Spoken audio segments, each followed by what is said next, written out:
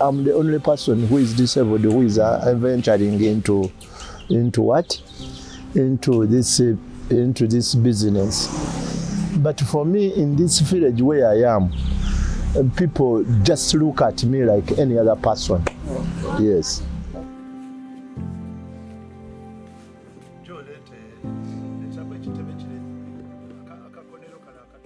In this home, we have been farmers for quite long.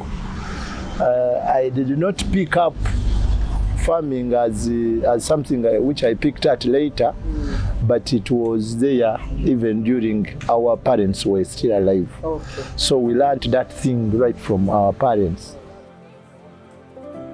In the morning, very early at 6, we have to wake up as a family. We go in our kraal. We have to clean it. Our helper goes in for milking. Then after milking, he gives it out to somebody who takes that milk. Ourselves will remain cleaning the kraal with my children and the wife.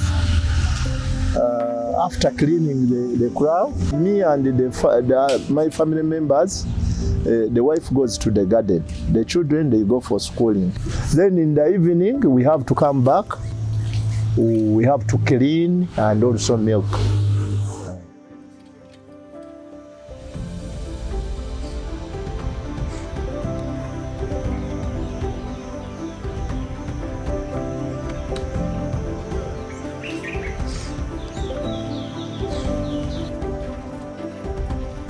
It's a rainy season. You are seeing even the way our kraal is looking is a rainy season. On the other side, it affects me more when I'm at the kraal itself, cleaning and moving around with my people. You see, my home is not yet upgraded. You have seen it. It's not upgraded. It affects me, my movement, cleaning of my kraal.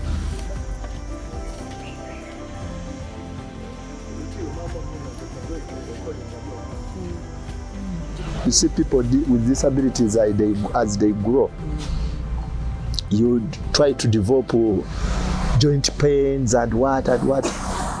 So I will not be moving out so much like I'm doing now.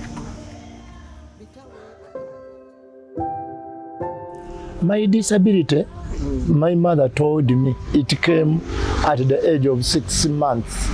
That's when I was affected by polio.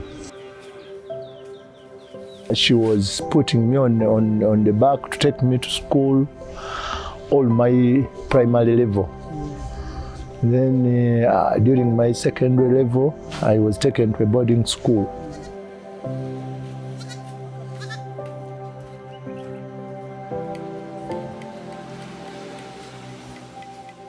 I want them to be okay. That's why I take them to school. I don't want them to regret as to why they were born by a disabled person. I don't want them. I've been telling them, if I take you to school, do whatever is needed.